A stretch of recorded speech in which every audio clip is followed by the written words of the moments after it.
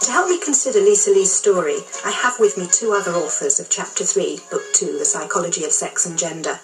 Troy Cooper, who writes from a social constructionist perspective, and Amy Johnston, who explains the biological psychology perspective. I'll be explaining the psychoanalytic perspective. You may now be wondering what happened to Richard Stevens, who wrote from the evolutionary psychology perspective. He too has listened to the interview with Lisa Lee, but felt that it was not relevant to try to apply an evolutionary perspective, since his section deals primarily with the expression of sexual behaviour and mate choice.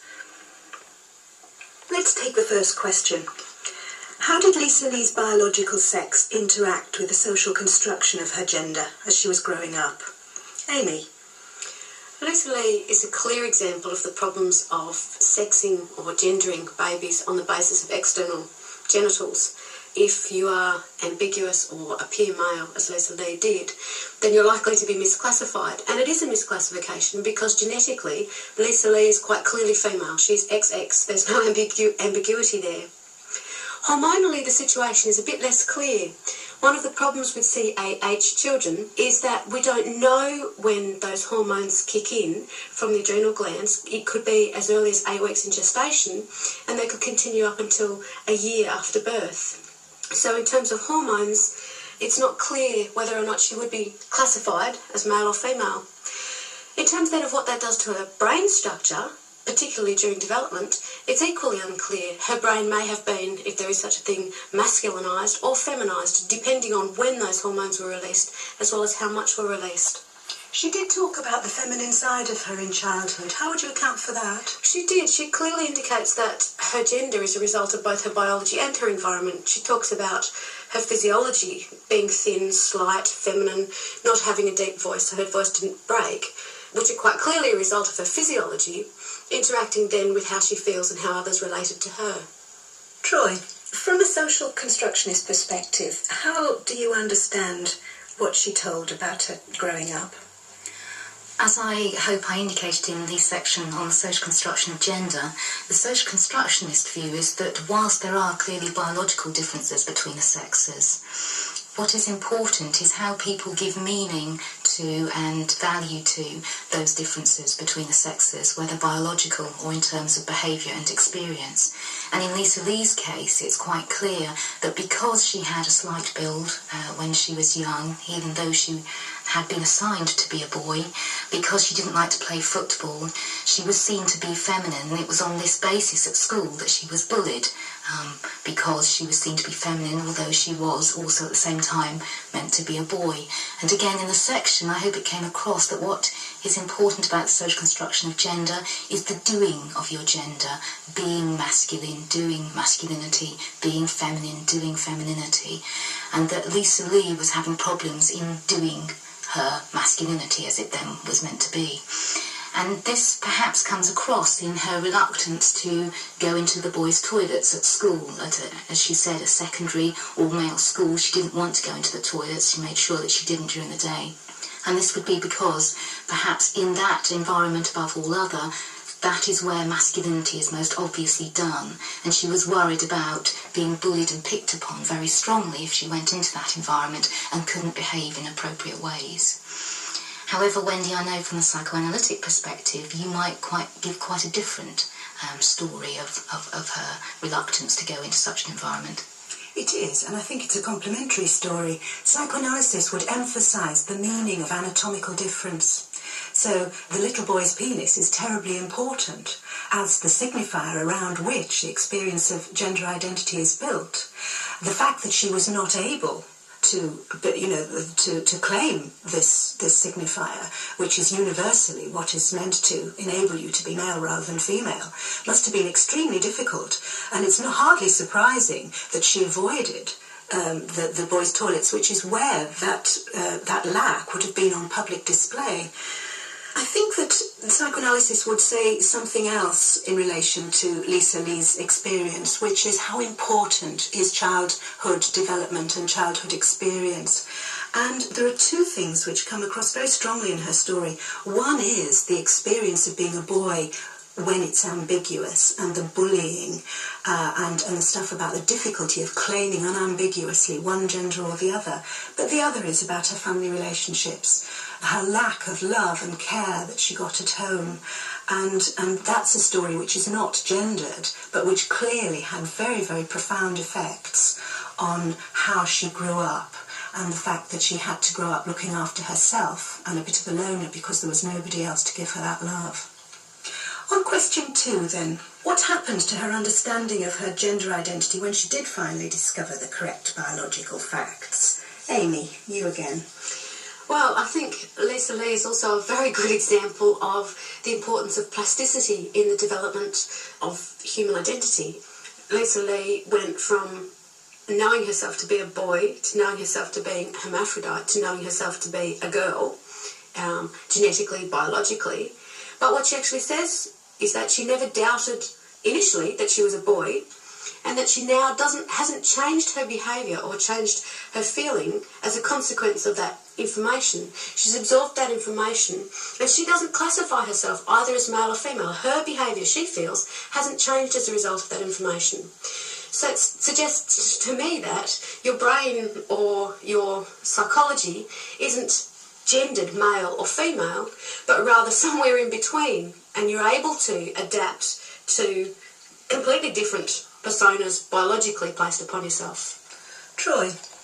Yes, I mean, in terms of the social constructionist perspective, it's very, very interesting, Lisa's response to learning that she was a biological female, because in social terms it seemed to have disrupted completely her sense of gender identity. She was a little boy or a youth trying to be a man, at least, although having a feminine side. And then on learning that she has, in fact, a biological basis, it seems to completely disrupt her gender identity. And she talks about not seeing herself as either masculine or feminine, but as just being herself. She doesn't particularly identify with one group or the other. She doesn't see herself as more strongly masculine or feminine. And so in those terms, in social constructionist terms, you might say she's almost degendered.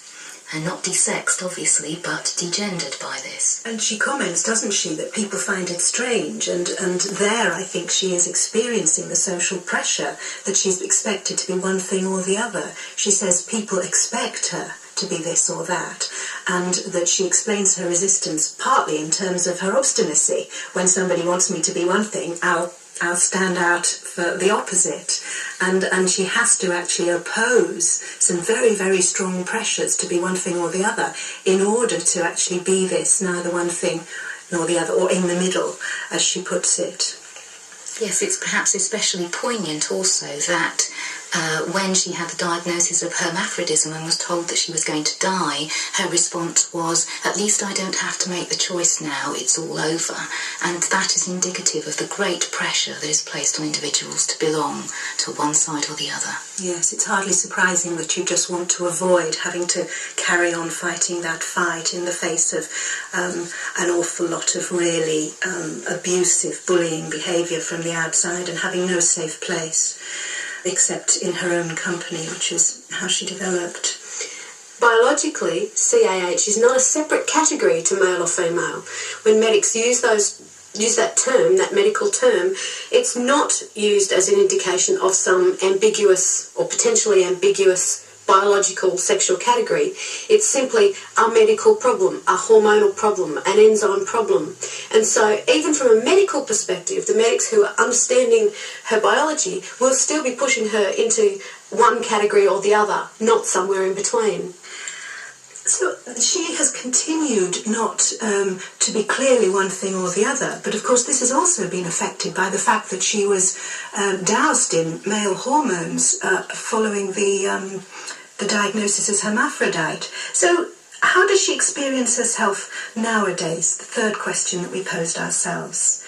Amy, what would those male hormones have done, which she was taking over at least 5 years of her adolescent and youth life? Well, again, it's not clear because it would depend very much on the hormonal environment present within her prior to that time And it's important to remember, of course, that hormones aren't just involved in sexual development or the development of sexual organs or brains or gender identities. Sex hormones are some of the most widely used medications in history and are really important for the development of all sorts of organs, lungs, kidney, liver, blood vessels. So you can't just think about those sex hormones as just relating to her gender identity, is the first thing to say.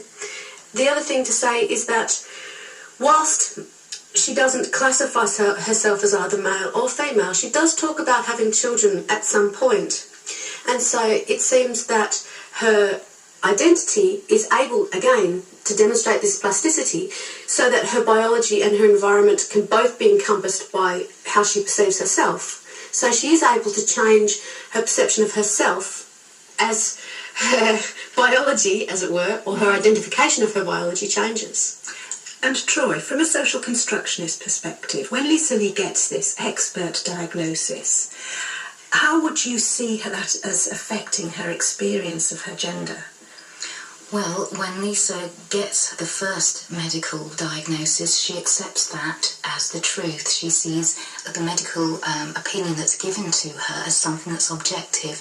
In terms of her gender, as she goes through the entire process, which appears to be about 5 years of medical diagnosis, she learns that she has to weigh up the evidence that she is given from medical experts about what her gender is, and that it's only at the end of a very long process that she comes to a conclusion, and so do they, as to what her gender is and how it relates to her biological status.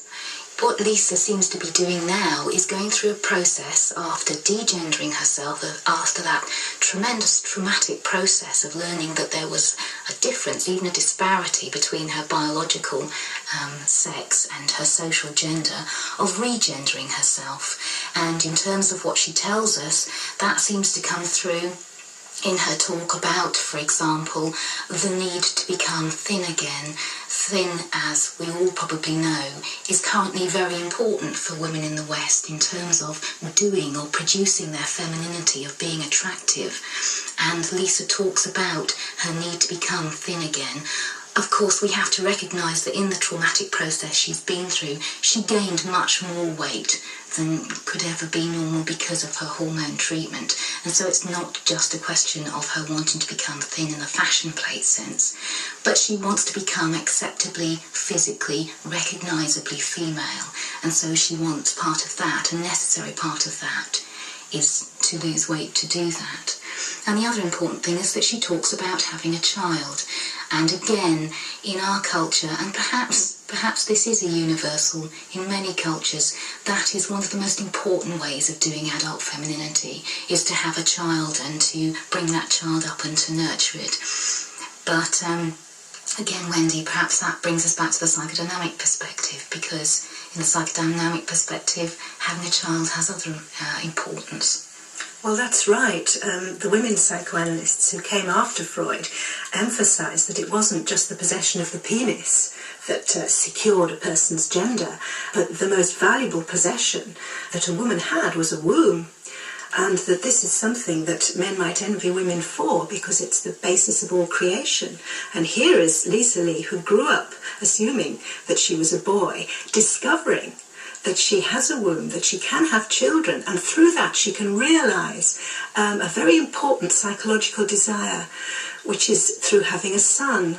And I thought that it was will be very important for her future gender experience, because by looking after a boy in the way that she was never looked after as a child, she can relive and repair the experience of having had a really very miserable childhood as a boy through having a son, and to care for that son as a mother can.